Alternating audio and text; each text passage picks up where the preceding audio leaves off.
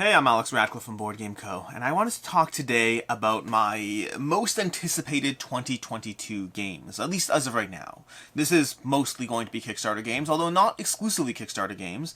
There's 12 games, because I had 10 and I made it 12 because I found excuses to add more in there. But effectively, these are the games that I am currently the most excited to arrive. They are Kickstarters I've backed. There are some retail games that are, in there because I managed to squeeze a few in. There are games I've played and there are games I have not played, but these are the things that I hope will be showing up soon, some sooner than others. There are some of these games I believe are going to be showing up in the next few weeks. Others might be at the end of 2022, or potentially there's one or two that I'm even concerned might make their way into 2023. By all accounts, they shouldn't, but things happen. It's the world of Kickstarter. That's what tends to happen. Delays happen, shortages happen, production, things go wrong, stuff happens, and I'll deal with the consequences. But for right now, let's say that's why there's 12. That's why there's 12, just in case 2 don't show up. But in any case, let's go ahead and dive into that, and dive into this, going through all the games, and just a small shout out to Quacklope for completely stealing the way he likes to use a tablet on some of these videos to have this camera thing where I'm not staring at a computer screen, but where I can still go through showing you some of the stuff. So my number 1 is going to be Zombicide, Undead or Alive.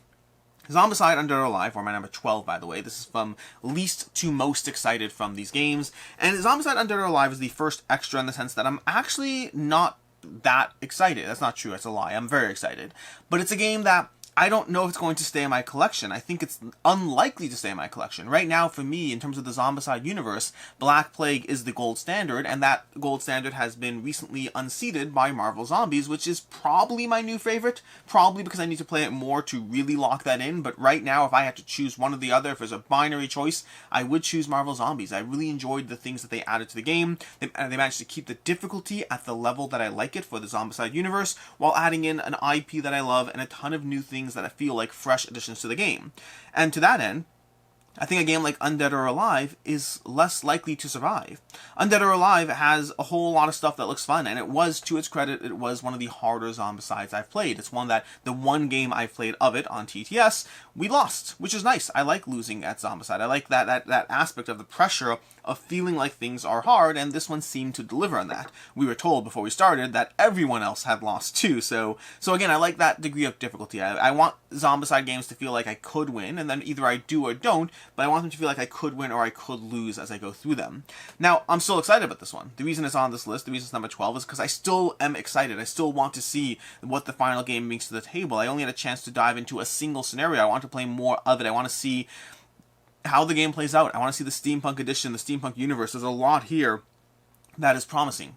Zombicide Invader is going to be leaving my collection because I don't have room for that much Zombicide. So I have Black Plague, I definitely have Marvel Zombies, and the question is what happens to Undead or Alive? Do I find room in my heart, in my collection, to have all 3 of these in my collection?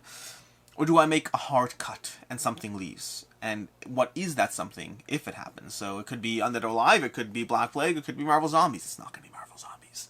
But I'm very excited for it, despite feeling like by the time we have Marvel Zombies before I even got Undead or Alive. It's definitely, all the people who are frustrated, I understand your frustration. I would have loved to have Undead or Alive, to enjoy it without the thing that is Marvel Zombies on top of it, kind of taking away and stealing its thunder. So still excited, but tempered excitement.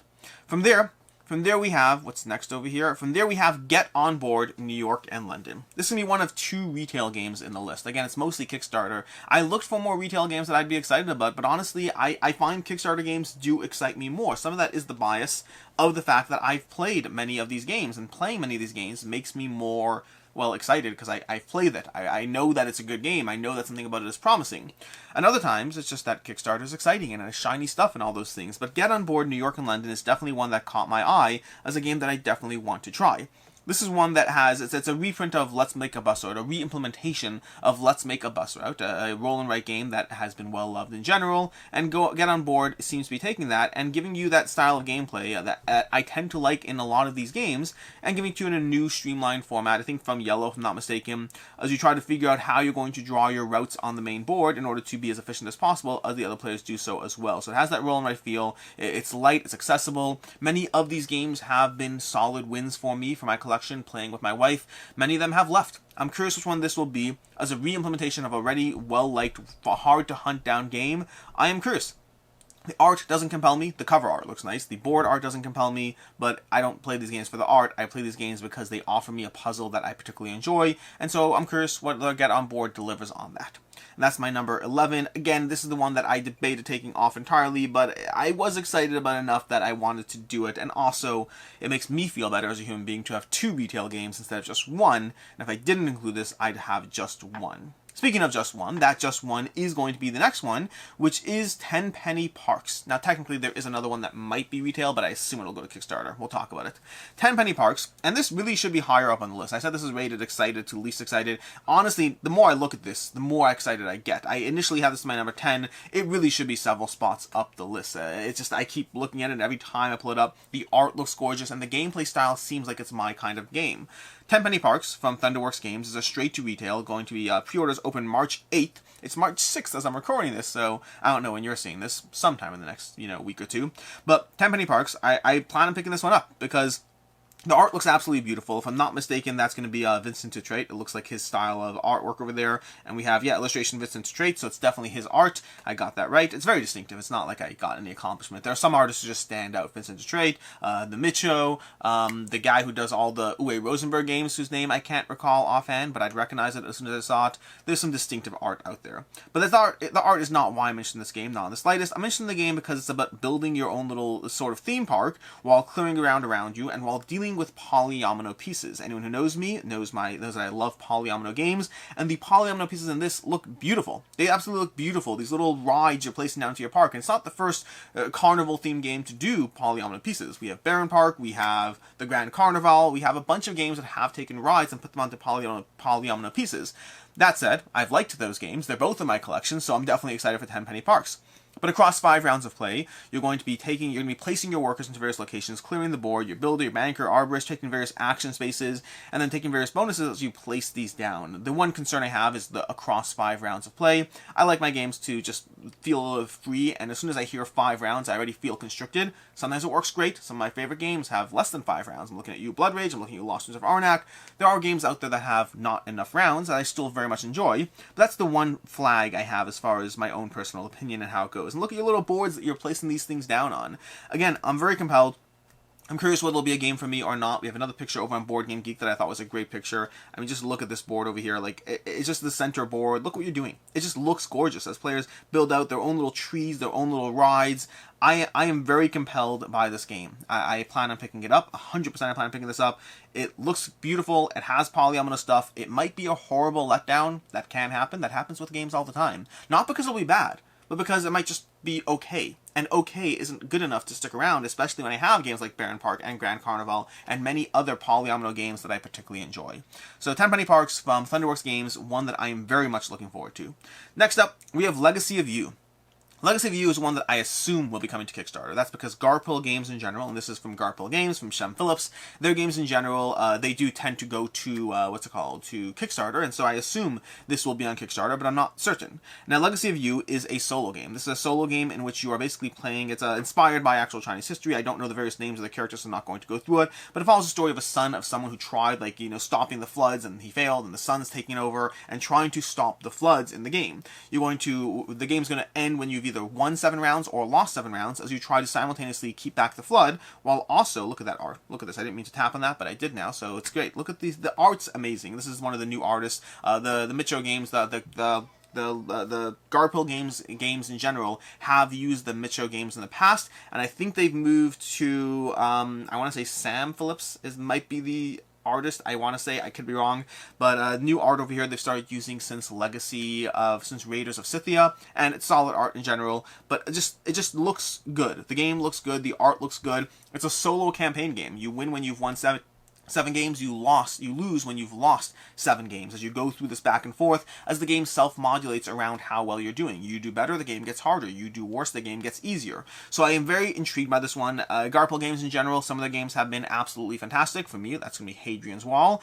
Other games of theirs have not worked as well for me. Some of them they're well loved in general, but the amount of love Garphill gets is insane. Just for me, some have been amazing, some have not. I'm very excited about their dice placement series that will be coming soon, but for right now, Legacy of You is the one that I'm including as a 2022 title that I'm very, very excited for. It's mostly a retail game. It just happens to have a Kickstarter beforehand, probably. They usually do. But that's Legacy of You, a solo game, a solo campaign game from Garphill Games. Very excited. And then we move to Foundations of Rome. This is a long-delayed Kickstarter that seems to be coming shortly. And long-delayed is actually relative. If I recall correctly, Foundations of Rome was on Kickstarter at roughly the same time as The Dark Tower which just started delivering.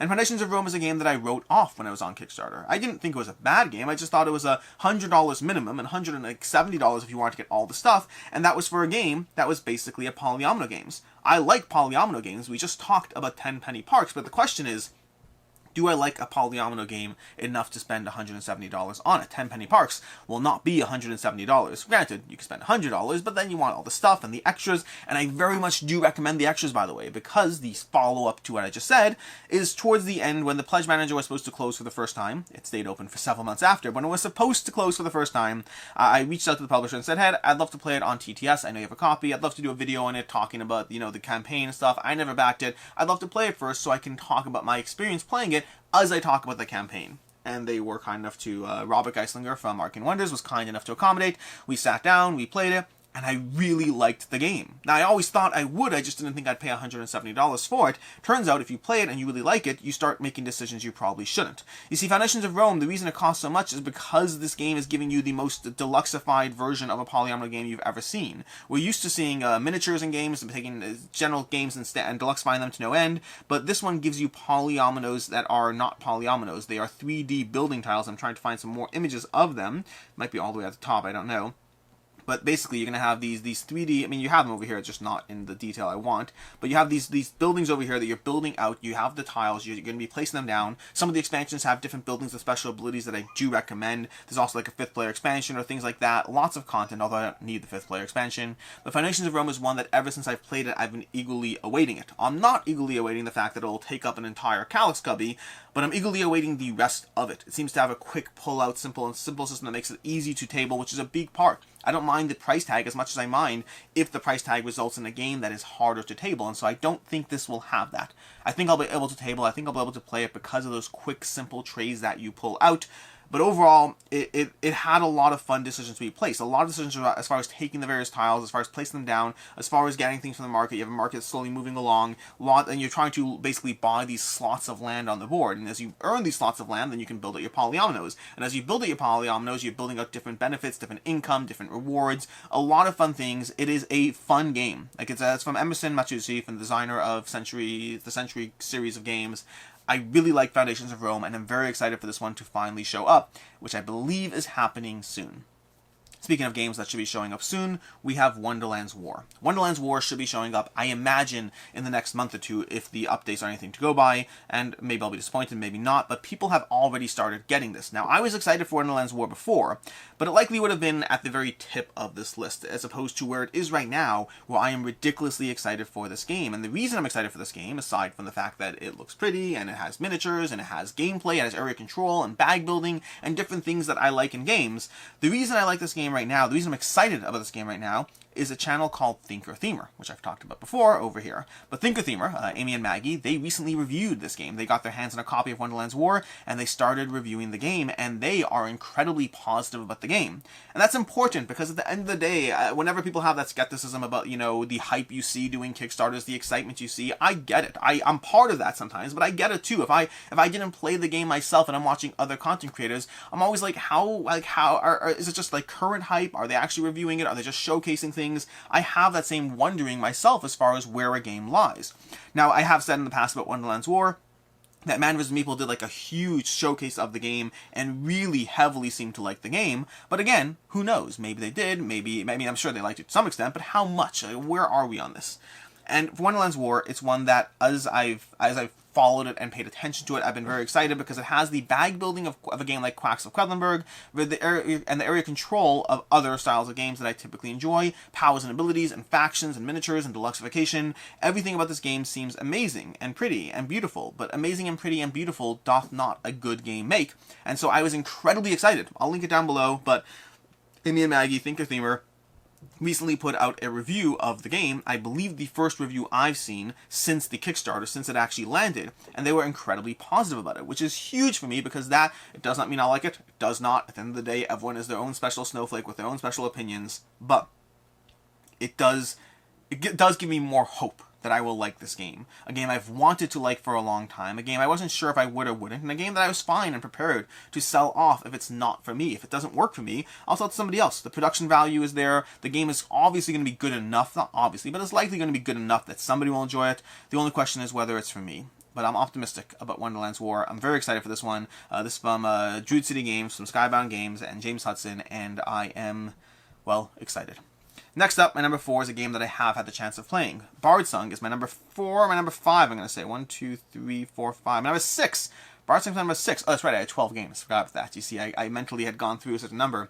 Bardsung is my number 6 over here from Steamforged Games. And Steamforged Games, I've gotten more and more excited about their games as time has gone on, because I have been, and I've talked about this in the past, I've always been, not always, I used to be very hard on Steamforged Games because their first game on Kickstarter was Dark Souls, which has a very checkered history as far as whether it's a good game or not, or how much house ruling is necessary to make it a good game. And that was also like their most funded game ever, and so for a long time I was harsh on their games until I started playing them. Even Bardsung, I was harsh on it until I had a chance to play a boss fight, and then I was more optimistic, more positive about their game. But since then, I've dove into Monster Hunter World and thought that was great. I've dove into Resident Evil and thought that was fantastic. I've even dived into Horizon Zero Dawn with a board game, which has gotten mixed reviews, and I really enjoy it with caveats. There'll be a full review at some point, but I'm not ready for that yet.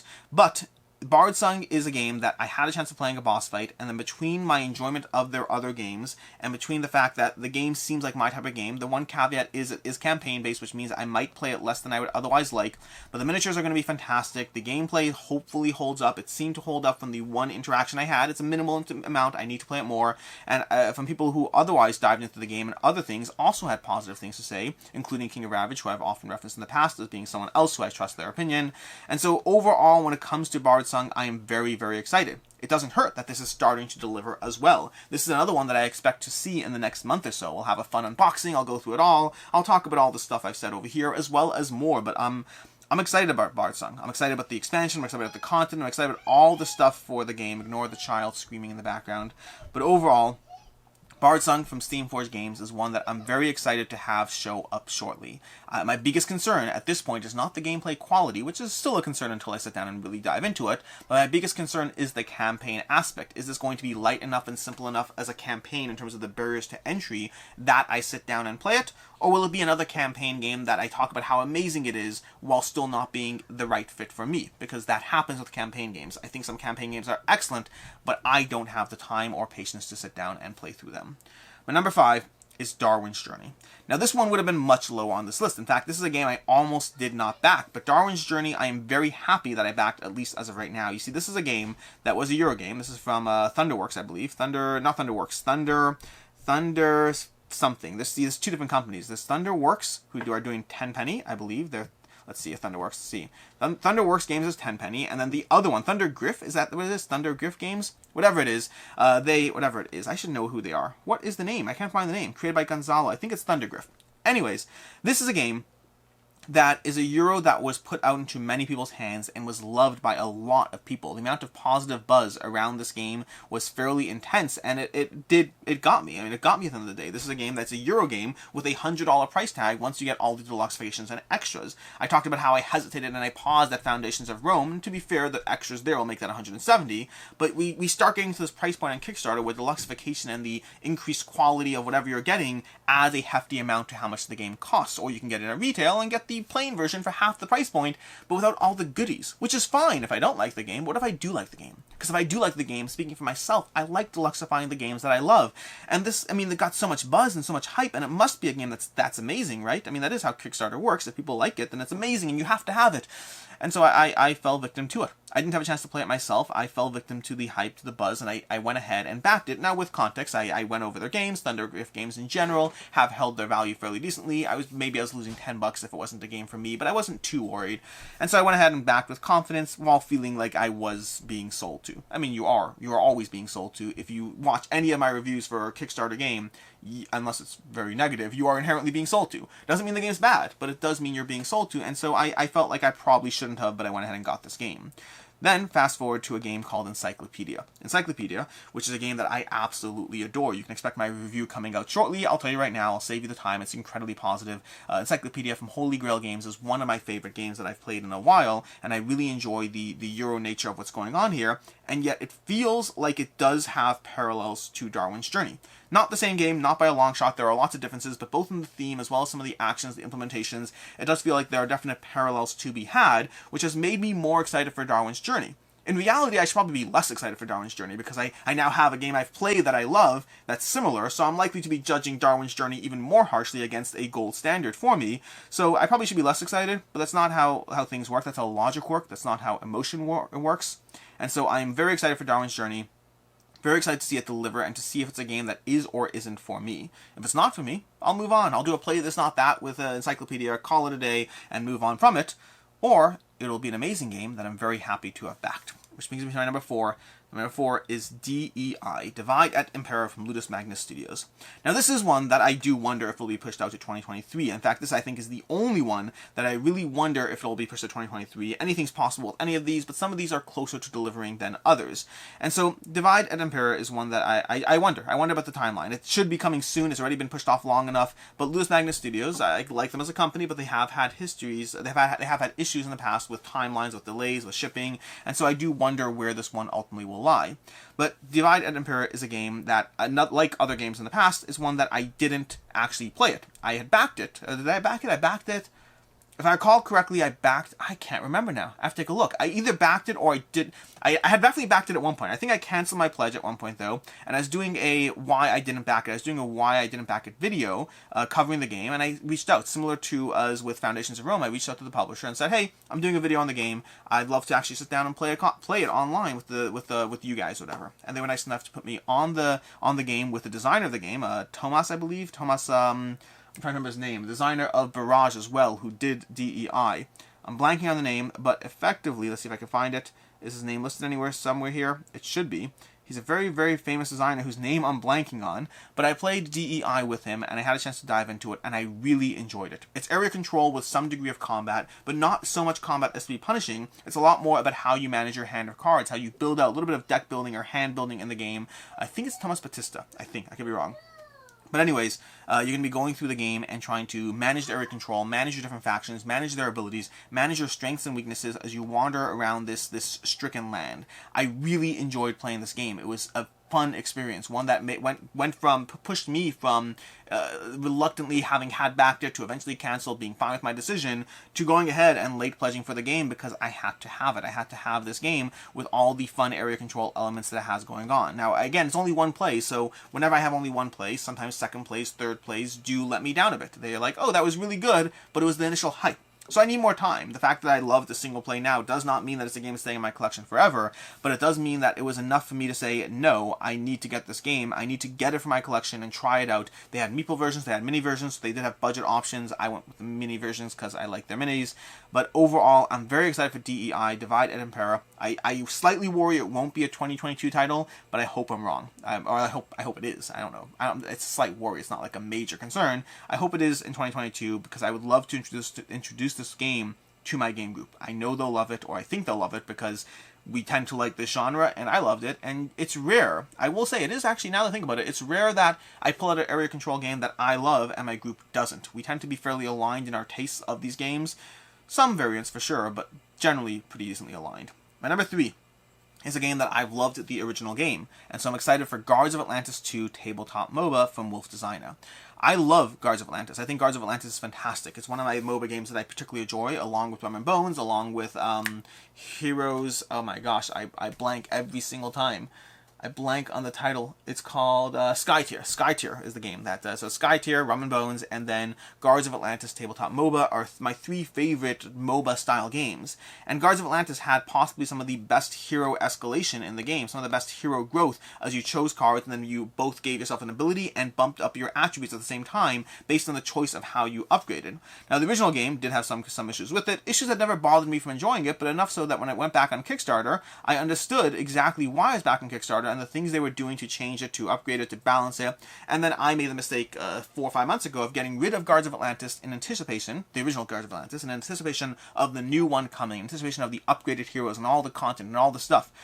And the problem is, that means I've gone 5 months without playing Guards of Atlantis because this one has been delayed, which is unfortunate. It's consistently been delayed. We've seen that a lot. It's definitely slow, but it's one that I think, like many others, I should expect to see in the coming months, based on the various updates. It's one that hopefully is delivering soon with all the fun, with more fun, because there are more heroes, more stuff, more balance, more changes to the game, and it's one that I'm very, very excited for. Guards of Atlantis is a fantastic game in general. Guards of Atlantis 2, in theory, should be only a better experience of a game that I already love.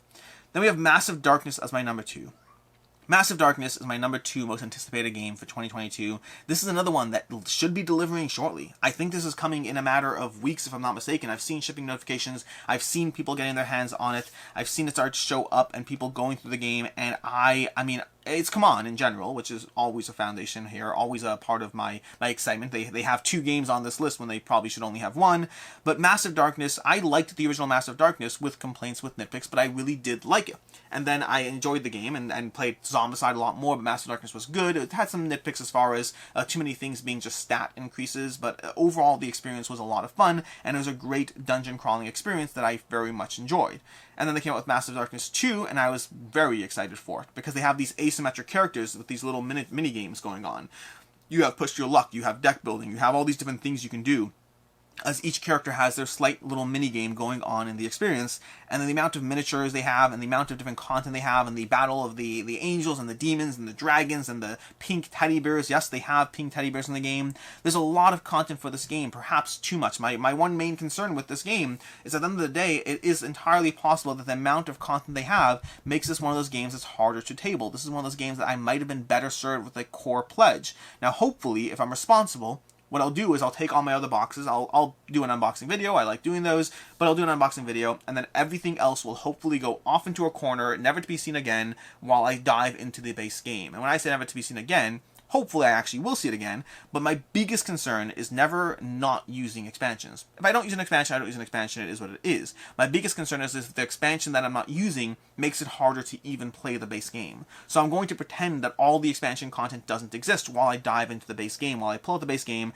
table it, and get this one played. I have a group of people that will love to play this because they played the original Massive Darkness, and they will happily dive into it with me. Whether or not this one's for me is a different conversation, though, and time will ultimately tell on this. I am very excited for it, with a slight degree of nervousness that as I play more games, the bar always goes higher. Every time I play another game I love, the bar for another game to enter the collection gets slightly harder because there's only so much time you have to play games. So there's only so much time I theoretically have. I keep trying to find more, and it's been working fairly decently, but there is a finite limit at a certain point. Maybe I should spend less time doing videos and more time playing games. That would result in me playing more games. But Massive Darkness from Come On is one that should be arriving shortly, and I'm very excited for. Which brings me for my number one. My number one, which I don't actually know the timeline of this one because I don't actually get the updates. Let me explain. Dead Reckoning from AEG. Dead Reckoning is easily my most excited game that I'm waiting for it to show up in 2022, and it should be showing up shortly. I'll have to check the updates to find out. The reason I don't have the updates is, without overly going into it, I didn't actually back the game, although I did go ahead and trade for a pledge from somebody else. So I do have a pledge from somebody else. Somebody's looking to get rid of theirs, so I just have to check the updates and find out when mine is coming. But Massive Darkness is one, not Massive Darkness, Dead Reckoning is a pirate game that I thoroughly enjoyed from AEG, using the card crafting system from John D. Clare, and using it in a pirate setting. As you build out your pirate ships, as you build out your fleets, as you try to improve your crew, and you use those crew to wander around, to fight other players, to get your own things. It has enough combat and interaction that you feel threatened and you need to be on your toes, while also giving you the choice, the agency, to have minimal amounts of combat, to have minimal amounts of engagement. It came with 2 sort of campaign story arcs to go through. I don't know much about them. The size sagas. They didn't heavily go into them so as not to spoil, but they were enough to be intriguing. But overall, I had a chance of playing Dead Reckoning with Crackle, with Jesse, way back in the day, and I really enjoyed that gameplay of it. Granted, it's only a single gameplay, so you'd have to factor that in, but I really enjoyed my single game of Dead Reckoning. It was a lot of fun. It gave me the deck building that I really enjoy, it gave me card crafting I really enjoy, and it gave me a sense of exploration and puzzle that I had a lot of fun with. I haven't played the other card crafting systems from John D. Killer. I have not played Edge of Darkness. I have not played the what's the famous one? Mystic Veil. I have not played Custom Heroes. Any of his card crafting systems I have not played. Dead Reckoning was the first one that I played, but I really, really enjoyed it to the point that I'm very excited. Let me see when this is showing up. Updates right now, we have updates. English language shipping update, and unboxing video. So Dead Reckoning looks like it's coming soon, don't miss out. We have their other campaign.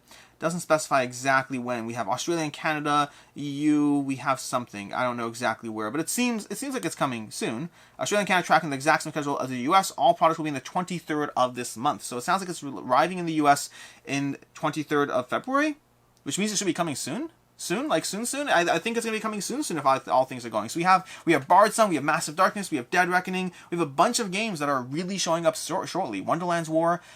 Well, I better make sure this video gets launched soon, because if they start showing up before they arrive, that kind of defeats the point. But that's it. These are 12 games that I'm very excited to arrive in 2022. Games that I've either backed or will be buying. Tenpenny Parks in particular. I need to go ahead and make sure that I set a reminder to pre-order this in a day or two, because I really, really am excited for this one. This should be higher on this list. It's just accessibility. Accessibility is a huge factor that I don't often give. I talk about it and I value it, but I need to give it more value. This should be all the way towards the end there, because this is a game that I will get and I will play it right away. Tenpenny Parks, I will play it within a week of getting it.